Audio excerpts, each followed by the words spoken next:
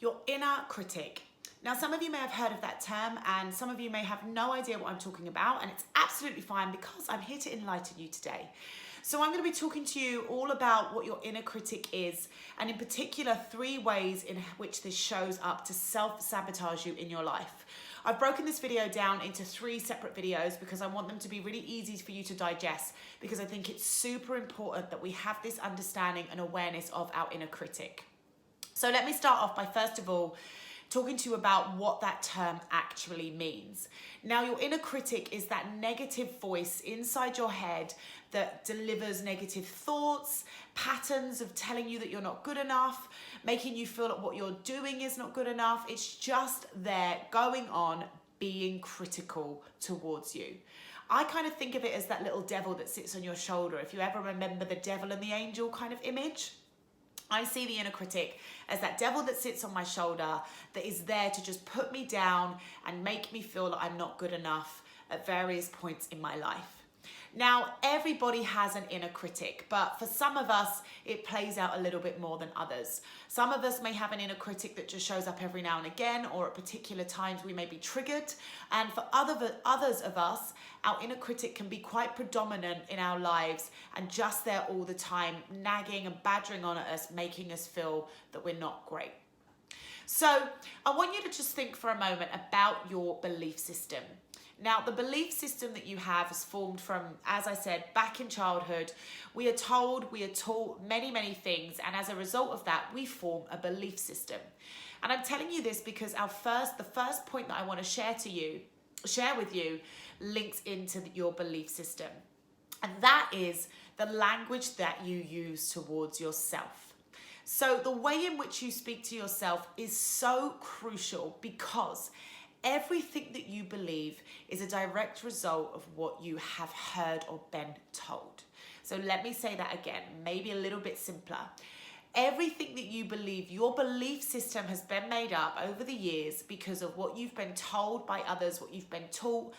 Everything comes together and creates your belief system, and individual to everybody. But what you believe, what you hear, you believe. So the way that you speak to yourself is super important, because the things that you say to yourself, your subconscious mind is going to begin to believe. So what I mean is, if you are using harsh, critical, derogatory words towards yourself, you are going to start to internalize that and start to believe that about yourself. We are all guilty of it. I have, many times turned around and said, "Oh, Keela, you're so stupid. Oh, you idiot. Why did you do that?" Those are the kind of things that I'm talking about. Done in a harmless way, done in sometimes a fun kind of making fun or making light of ourselves way. However, the words that we speak and the language that we use towards ourselves has an impact on how we feel. How we feel is impacted by what we believe about ourselves. So your sense of self is ultimately formed by the way that you speak to yourself, guys. So can you understand that if you are being harsh towards yourself, if you are using these derogatory words to describe yourself, that you are not going to form a nice, strong, healthy sense of self? Plus the fact that a lot of what you're saying to yourself is probably a load of crap. It's lies. So that is my first point that I want to really put out there.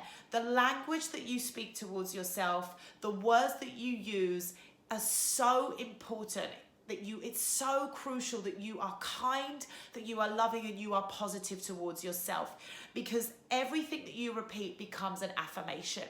And you may have heard of affirmations as positive things that we say towards ourselves. And yes, that is absolutely an affirmation. But if you are constantly saying something to yourself, that too is an affirmation, and that can be a negative one. So if that is constantly, God, you're stupid, you're stupid, you're stupid, that's going to get ingrained in your subconscious, and you're going to start to think that you are a stupid person. So with that in mind, I encourage you to be kinder towards yourself, to look at the language you are using towards yourself and to change it. Remember, awareness is your superpower. Once you become aware, you get to make a choice and you get to create change. That is my first point. I will be back with number 2 and number 3 in another video, so keep an eye out.